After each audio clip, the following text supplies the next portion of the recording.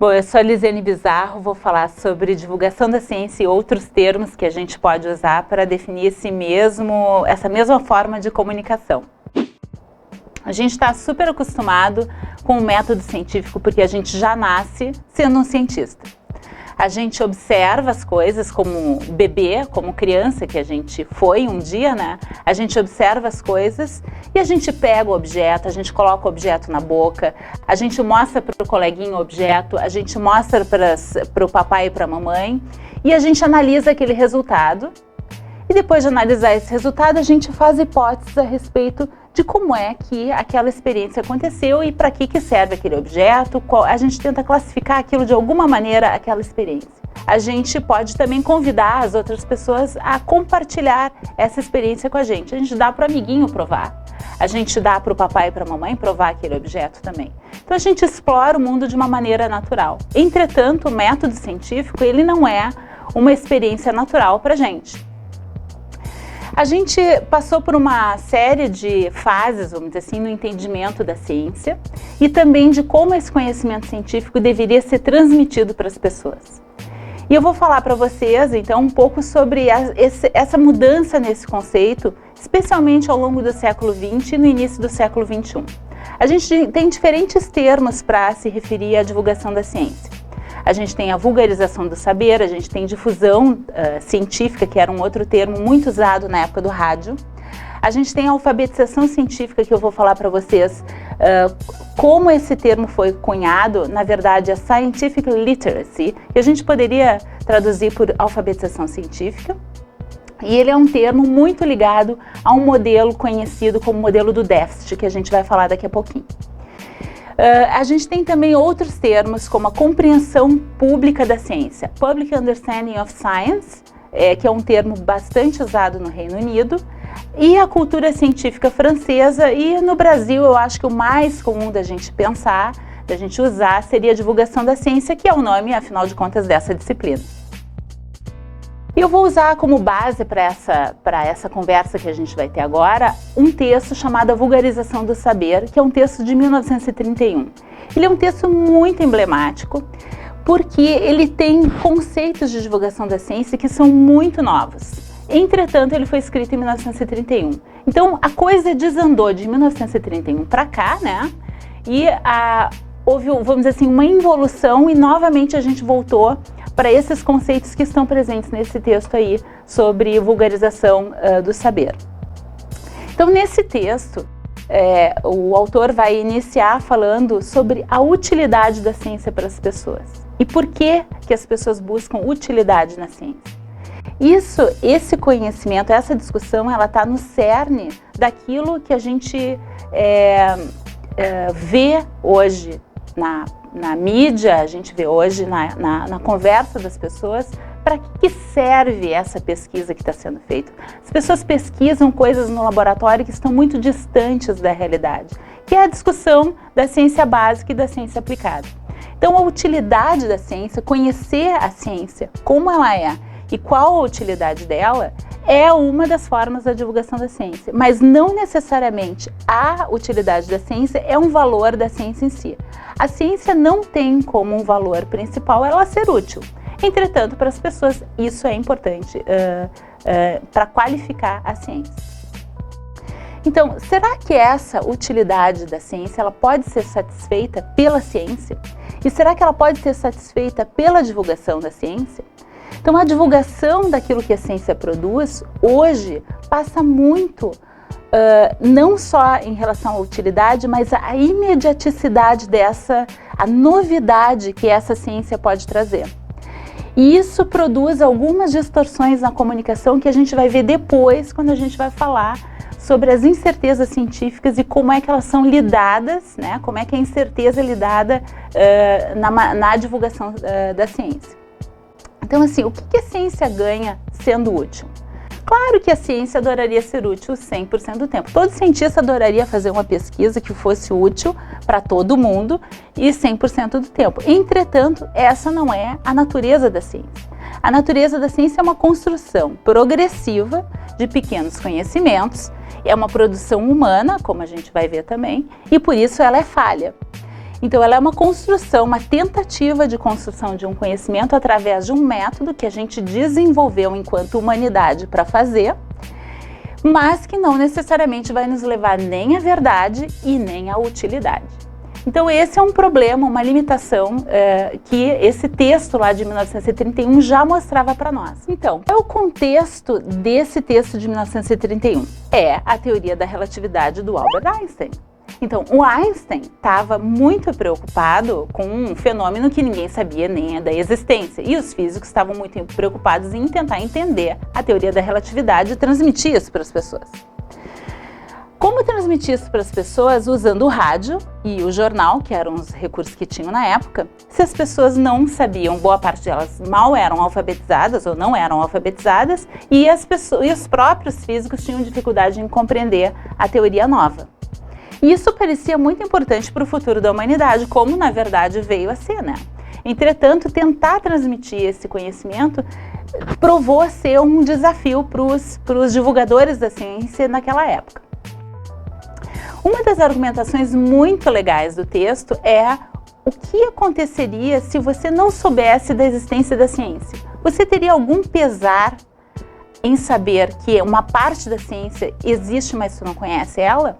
E o exemplo que ele dá é bem interessante, porque ele fala das pirâmides do Egito. Olha só, se tu ficasse sabendo que uma bomba caiu sobre as pirâmides do Egito, ou que houve um terremoto, tá? E o deserto engoliu as pirâmides do Egito, o quão pesaroso tu ficaria desse acontecimento? Provavelmente tu só ficaria pesaroso se tu soubesse da existência das pirâmides do Egito. Se tu não soubesse da existência das pirâmides do Egito, simplesmente aquele fato seria como qualquer outro. E isso despertou uma ideia para os cientistas que talvez seja importante, né, as pessoas conhecerem para elas darem valor e também apoiarem essa iniciativa. Isso está por trás de parte da argumentação de por que a gente deve fazer divulgação da ciência. Então, esse texto vai se chamar vulgarização da ciência, que é um termo que entrou em desuso.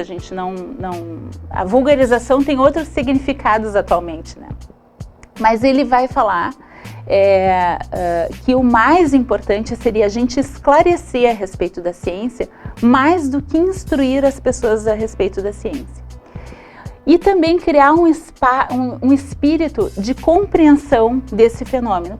Vamos pegar lá a pirâmide do Egito. Não precisa saber do que ela é feita e como ela foi construída, mas sim a importância que ela teve historicamente para um determinado grupo, uma determinada civilização e o que ela representa para a humanidade. Então é mais ou menos a mesma coisa. Tem que saber o que representa a ciência, para que ela poderia servir, vamos dizer assim, quais são os interesses que estão por trás da ciência, para tu poder discernir as informações também e criar um espírito de compreensão da ciência em si, desse fenômeno, né? E também preparar a mentalidade coletiva a respeito da ciência, permear a sociedade com o conhecimento científico, mais do que instruir sobre conceitos específicos ou conhecimentos isolados. Aí, se a gente pensar assim, como é que a gente lida com a informação científica?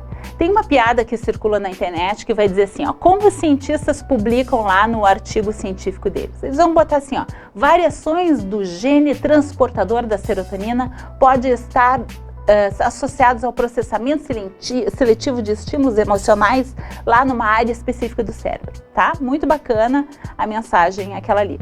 Como é que as pessoas, a mídia sensacionalista vai colocar assim, descobriram o gene da felicidade, ou não é verdade? E como as pessoas vão ler essa matéria e como elas vão entender essa matéria? Elas vão pensar assim, bom, se eu tiver o gene da felicidade, eu vou ser feliz. Se eu não tiver o gene da felicidade, eu não vou ser feliz. E, na verdade, os críticos da ciência vão dizer assim, meu Deus, querem reduzir a felicidade a um acontecimento, a um gene específico. Então, vocês vejam que a comunicação a respeito desse fenômeno, ela vai variar do ponto de vista do cientista até ele chegar na mídia, nas pessoas que vão ler essa mídia e nas pessoas que vão interpretar essa mídia de acordo com seus próprios interesses ou com as suas próprias distorções. como é que a gente poderia limpar, vamos dizer assim, essa comunicação de uma maneira que ela fosse assim um pouquinho mais fluida, quem sabe, né? Não é verdade? Como é que a gente poderia reduzir os mal-entendidos? Parte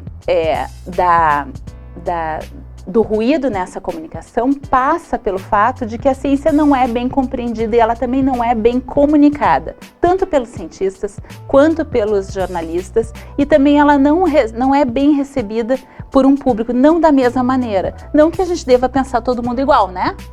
Entretanto, a gente deve pensar assim, ó, será que durante essa comunicação eu estou transmitindo 3 pontos importantes na ciência?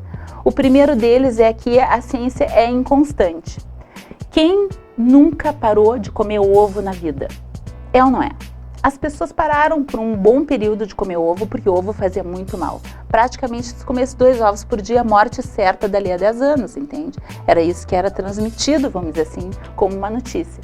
Recentemente, o ovo foi assim, absolvido de todas as suas culpas e de repente passou a ser assim, bacana, bom, saudável, tu comer ovo.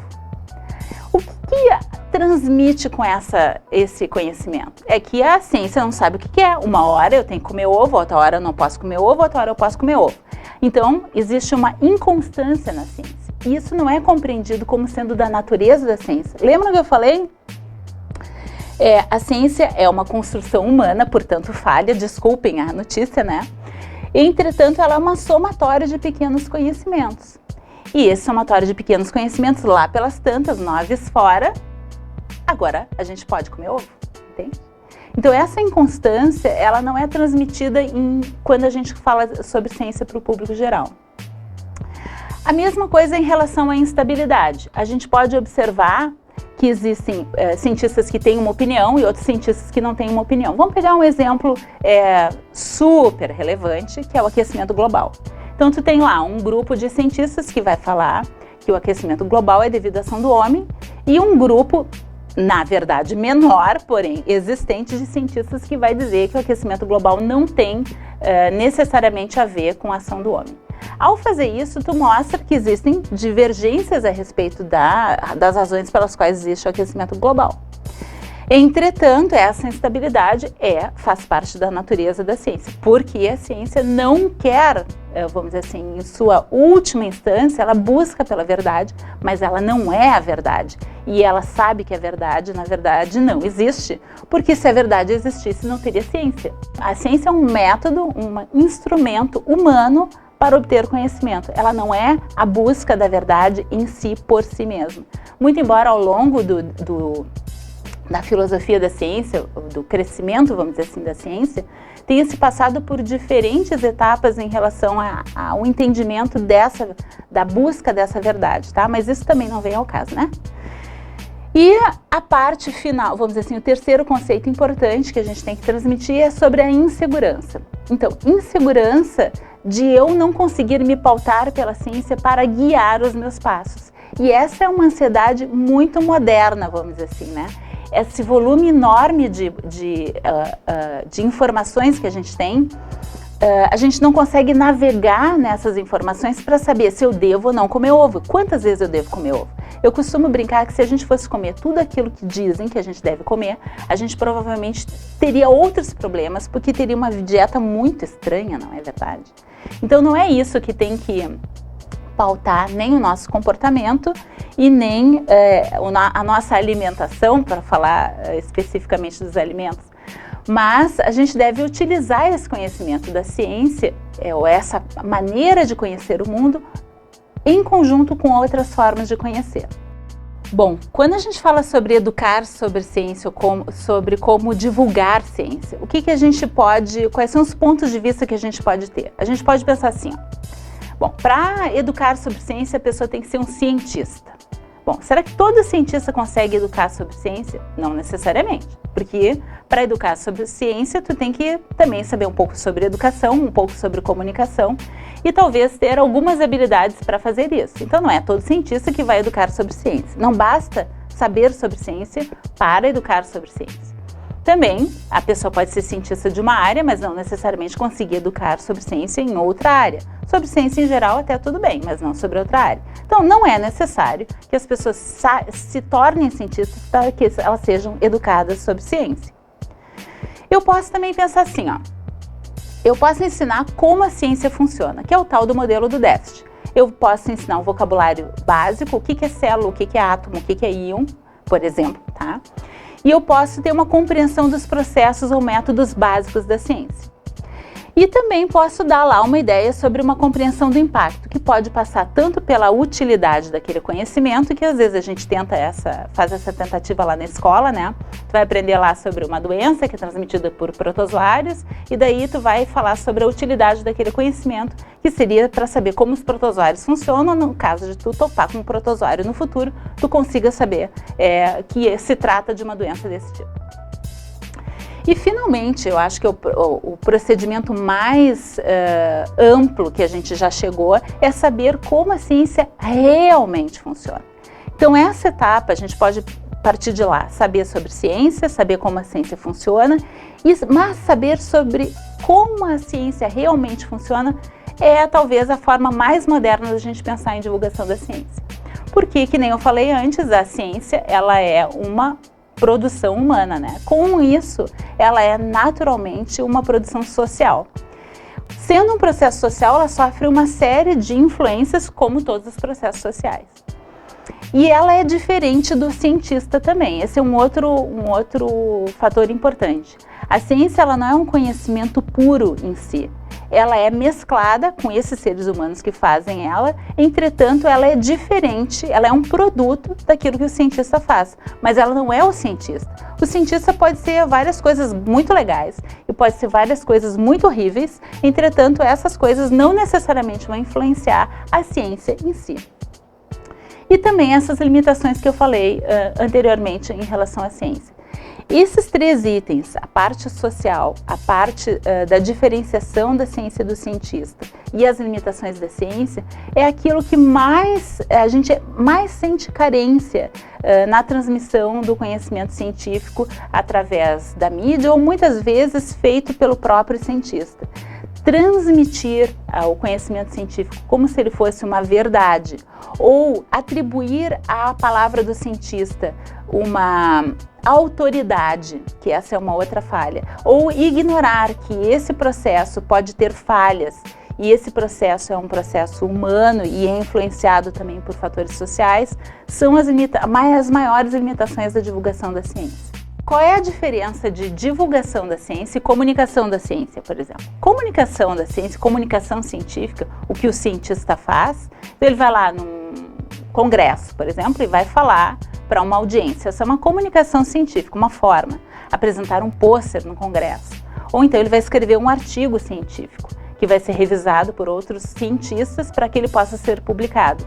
A chamada revisão pelos pares, que é utilizada na publicação científica. Esse é um processo muito lento e ele tem uma forma de comunicação muito específica que é voltada para esse público especializado. Eu, por exemplo, sou da área da psicologia, a gente tem normas da American Psychological Association sobre como a gente deve fazer uma comunicação científica. Cada área vai ter uma forma de se comunicar. E as áreas são diferentes entre si e vão se tornar cada vez mais diferentes entre si, porque o conhecimento vai ficando cada vez mais especializado e mais distante da divulgação científica em si. Então, a comunicação científica é aquilo que os cientistas fazem entre si e é a fonte da informação para a divulgação científica. Mas na divulgação científica a gente tem dois lados. A gente vai ter o jornalismo científico, que vai utilizar a pauta do jornalismo para falar sobre ciência. Então, o jornalista vai buscar diferentes fontes para escrever matérias e vai introduzir uma narrativa própria do próprio jornalista sobre aquela notícia científica. E por outro lado, a gente tem os cientistas que acham importante transmitir o conhecimento científico para que as pessoas conheçam mais sobre ciência. Vou dar um exemplo. Um médico, um nutricionista ou um enfermeiro que trabalha numa equipe tratando de pessoas com diabetes. Essas pessoas precisam conhecer a respeito da diabetes, a mudança que vai acontecer na vida delas após o diagnóstico de diabetes, como elas devem se administrar, por exemplo, insulina, a dieta que elas têm que ter, os exercícios físicos que elas têm que fazer. Isso tem que ser explicado de uma maneira que a pessoa compreenda e consiga transferir esse conhecimento para o seu dia a dia. Então ele tem esse foco da autoajuda. Essa é uma outra forma de divulgação científica, que visa a chamada psicoeducação dentro da medicina comportamental, por exemplo. E a gente tem os cientistas que julgam que é importante comunicar sobre ciência, entretanto eles não são nem jornalistas e nem têm essa parte pragmática da medicina comportamental, vamos dizer assim. Então essas pessoas precisam encontrar uma maneira de comunicar, e que hoje em dia é super fácil, vamos dizer assim, de encontrar vários meios, né? Uma diversidade de meios, a gente não está mais preso lá no rádio e no jornal, como na época lá do Einstein, a gente pode usar outros recursos, e é importante então perceber essa diferença entre comunicação da ciência, jornalismo científico, psicoeducação e divulgação científica. Quais são as implicações da divulgação da ciência para o país, para o público, vamos dizer assim, e para a sociedade em geral? Então, a importância disso, lá em 1931, a ideia era assim, ó, como é que essas pessoas vão lidar com essa nova informação? Como é difícil para as pessoas compreenderem essa nova teoria, e como é que elas vão poder fazer uso desse conhecimento? Como a gente poderia melhorar esse aspecto? Tem várias razões para isso acontecer. Uma delas é uma razão econômica, porque tem uma qualificação da mão de obra e uma qualificação dos serviços e também uma complexificação da sociedade, da qual as pessoas têm que dar conta, né? O público tem que dar conta. E existe uma responsabilidade, tanto dos cientistas quanto dos educadores, de prover a capacitação mínima para a compreensão desse novo conhecimento. Então, essas implicações sociais e econômicas, elas vão permear as razões pelas quais a gente seria favorável a uma divulgação da ciência. Não que ela seja uma imposição do conhecimento, mas ela é uma alternativa a como resolver problemas utilizando a informação que a ciência pode dar para a gente. Eu posso comer ovo por diferentes razões. Entretanto, a ciência vai me dar alguns elementos que podem ajudar na minha tomada de decisão sobre comer ou não ovo, mas ela não vai dizer se eu devo ou não comer o ovo. Para o país, em termos sociais, em termos de desenvolvimento econômico, é bastante importante, porque a gente tem daí uma qualificação, vamos dizer assim, da população geral, tanto na avaliação dos serviços que ela está recebendo e dos produtos que ela está recebendo, quanto na própria capacidade de produção de serviços, de produtos e também de relacionamentos, né? Vamos pensar assim, ó, se a gente tem mais conhecimento a respeito de uma planta que seja, a gente tem conhecimento do senso comum, a gente tem o conhecimento lá a gente pode pensar assim, de um curandeiro que vai falar sobre a importância daquela planta, ou da nossa mãe, ou da nossa vizinha, que vai nos falar sobre um chazinho específico. Mas se eu conhecer também os elementos científicos que embasam essa escolha, eu vou ter mais elementos para tomar uma decisão melhor. Então, em termos gerais, para o país, é importante a gente desenvolver o conhecimento científico enquanto uma naturalização desse conhecimento, como outras formas de conhecer para a sociedade. Para a ciência, talvez seja mais difícil perceber o quanto é importante a divulgação, mas ela é fundamental naquele mesmo sentido que a gente estava falando das pirâmides do Egito. Se tu não conhece sobre ciência, se um dia ela acabar ou ela for ameaçada, como é que tu vai saber? O que tu vai sentir naquele momento? Será que vai dar um pesar que cortaram verbas para a produção científica? Será que vai dar um pesar saber que tu não vai mais poder ter acesso a esse conhecimento de alguma forma? Será que isso vai se tornar um conhecimento importante para que as pessoas possam reivindicar acesso a esse conhecimento ou apreciar esse conhecimento, desfrutar desse conhecimento? É aí que a gente vai chegar na concepção de divulgação da ciência atual. Eu vou retomar um pouquinho a história do conceito de divulgação da ciência, falando do Public Understanding of Science, que é um termo cunhado lá no Reino Unido, durante um período lá do final da década de 80, início da década de 90, quando foi encomendado um relatório sobre o conhecimento que a população tinha sobre ciência. e foi feita uma enquete tentando investigar se a população conhecia termos científicos gerais. Bom, qual não foi a surpresa que ao aplicar a enquete, eles descobriram que boa parte da população acreditava que o Sol girava em torno da Terra e não que a Terra girava em torno do Sol. Isso produziu um certo constrangimento em relação ao tipo de educação que as pessoas recebiam, como elas se relacionavam com aquele conhecimento, e produziu uma reação, digamos assim, do governo britânico, tomando uma série de medidas. Por exemplo, colocando nos jornais divisões, né, que iam falar sobre ciência. Então, encartes, né, nos jornais falando sobre ciência. As televisões também deveriam transmitir programas que fizessem divulgação da ciência. O público deveria ser educado a respeito da ciência e aí, mais ou menos 10 anos depois, aplicaram uma segunda enquete e nada aconteceu. Ou seja, não houve uma mudança, apesar de todo esse esforço, não houve uma mudança da primeira enquete para a segunda enquete, o que foi um pouco constrangedor. Ao mesmo tempo, por essa época também, nos Estados Unidos, se cunhou esse termo alfabetização científica, scientific literacy. A ideia de que deveriam ser alfabetizadas sobre ciência, e ao serem alfabetizadas sobre ciência, isso supunha que as pessoas eram analfabetas em relação à ciência. Então esse modelo do déficit acreditava, vamos dizer assim, ou tinha por trás uma ideia de que os conceitos científicos deveriam ser ensinados para as pessoas e as pessoas iam pegar aqueles conhecimentos científicos todos, assim, aqueles conceitos, iam compor um conhecimento e iam ser proficientes em relação à ciência. Que bacana isso, né? Entretanto, também não é bem assim. Aconteceu mais ou menos a mesma coisa. Tu aplica uma enquete, aí tu ensina aqueles conceitos básicos e depois, voilá, as pessoas não mudam nada, né? Então, é uma via de mão única que vai impor o conhecimento científico para uma suposta plateia que é leiga.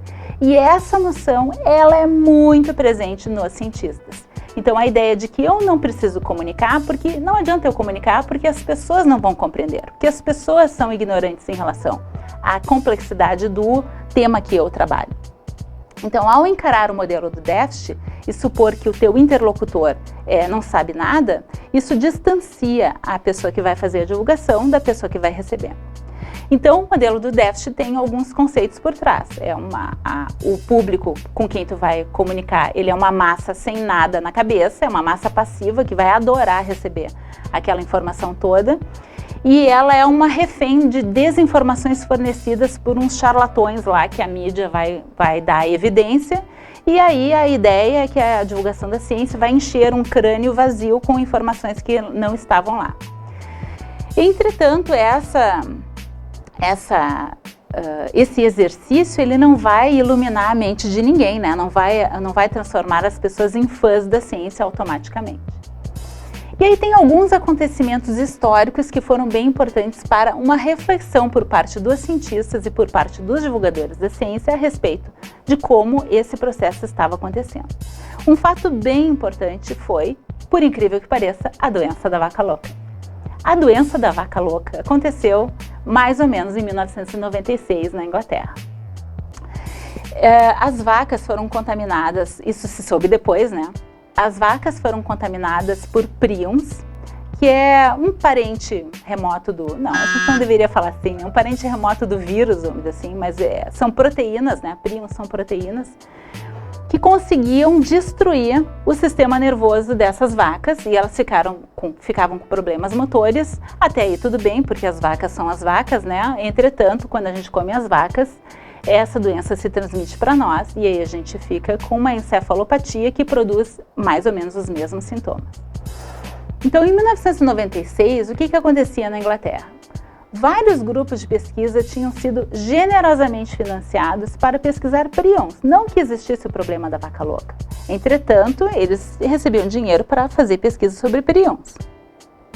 Quando houve um surto de vaca louca, né, da doença da vaca louca, surgiu uma ideia assim, mas não é perigoso então a gente consumir a carne da vaca? Será que esses casos que estão se observando em humanos não têm relação com a mesma doença que acontece na vaca? Daí eles chamaram os cientistas que tinham sido financiados com aquele dinheiro generoso e perguntaram para eles assim, ó, tia, me diz o seguinte, eu devo cortar o hambúrguer na escola das crianças, as crianças não devem mais consumir carne bovina fornecida pelo governo ou está liberado? E os cientistas responderam assim, pois olha, a gente não sabe o que vai fazer, assim, não tem uma resposta certa sobre isso, sabe? E o que o governo entendeu? Está liberado, pode dar a carne para as crianças, olha que bacana.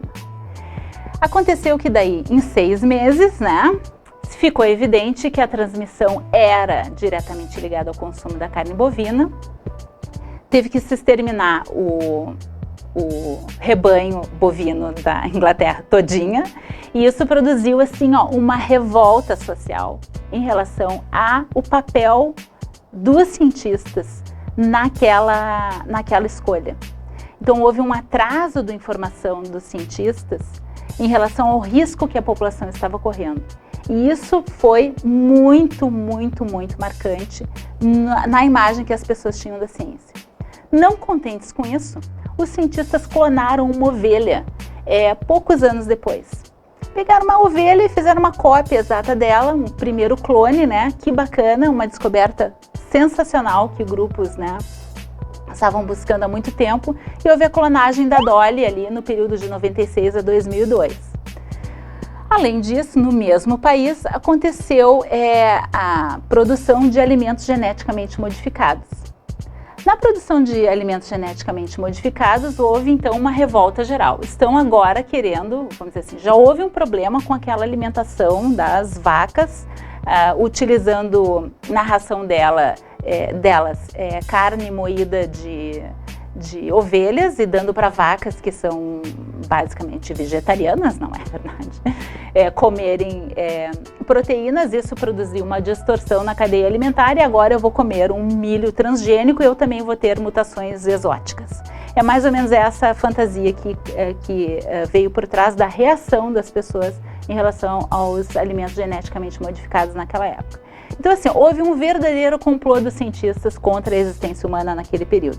Se vocês olharem filmes da época, é direto. Eu acho que teve novela da Globo com um clone, teve filmes sobre tubarões assassinos criados em laboratório, teve várias fantasias em torno daquela dominação dos cientistas sobre a sociedade. E aí a gente entra numa outra crise, né? Numa crise do início dos anos 2000, que de um lado se coloca a esquerda acadêmica contra o progresso da tal da ciência que produz clones e estuda prions e produz alimentos geneticamente modificados e que provavelmente está a serviço de, sei lá, de indústria ou qualquer coisa assim. E por outro lado, a gente tem a direita religiosa que vai dizer assim, ó, tá vendo? O homem tenta fazer o papel de Deus e daí dá nisso que deu aí, né? Então a gente tem dois movimentos anti-ciência que vão em paralelo, vamos dizer assim, não são convergentes, entretanto eles atacam diretamente a ciência. Se a gente olhar historicamente, também lá no início dos anos 90, houve várias proibições, por exemplo, do ensino da teoria evolucionista nas escolas nos Estados Unidos, e esse movimento ainda é muito forte. Então, assim, ações anti-ciência cresceram um monte naquela época. E é esse contexto histórico, com esses pequenos elementos e outros tantos que a gente não vai enumerar, né, mas que fizeram diferença para essa postura anticientífica. Então, como que a gente pode tentar dialogar com essa sociedade magoada, vamos dizer assim, né, em relação à ciência? Transmitindo essas ideias, toda vez que a gente faz a divulgação da ciência, transmitir essas ideias sobre a verdade que a ciência busca, entretanto, que não é a verdade em si, né, mas é uma busca pela verdade ideal, mas que não vai se concretizar enquanto uma verdade única, né, nunca, provavelmente. A gente talvez não viva para viver isso, né, para viver essa verdade. Que ela é socialmente construída, entretanto ela é uma fonte de conhecimento confiável porque utiliza um método sistemático de acessar o conhecimento, que, como eu falei bem lá no início, ele é natural para a gente no início da vida, entretanto, ele se perde ao longo do desenvolvimento porque a gente vai adquirindo outras formas de conhecer. A religião, a filosofia, o senso comum, as artes, elas são formas de conhecer que a gente também vai aprendendo. E também um outro lado importante seria a gente valorizar, legitimar a comunicação em ciência, formar cientistas para que eles sejam comunicadores também e formar comunicadores para que eles compreendam as limitações da ciência. Um treinamento muito importante que deve ser inserido nas universidades e também na formação de cientistas é a comunicação com o público em geral. Não necessariamente todas as pessoas deveriam ter uma ideia a respeito disso, mas não necessariamente todo mundo precisa fazer, mas tem que ter uma ideia a respeito de como se comunica com o público. E um outro componente importante do outro lado, de quem está do lado da mídia, seria uma formação em jornalismo científico, ser mais, vamos dizer assim, ter mais destaque, né? O jornalista científico precisa de uma formação muito específica, porque é como um jornalista esportivo. Se o cara não entende nada de esportes, como é que ele vai ser um jornalista esportivo? Se ele não entende nada de ciência, como é que ele vai fazer jornalismo científico? Tem que ter uma ideia específica dessa área. E aí na próxima aula a gente vai conversar sobre as incertezas científicas. A gente vai falar um pouquinho sobre esse lado de como comunicar sobre aquilo que não é bem assim em ciência. Então, obrigada!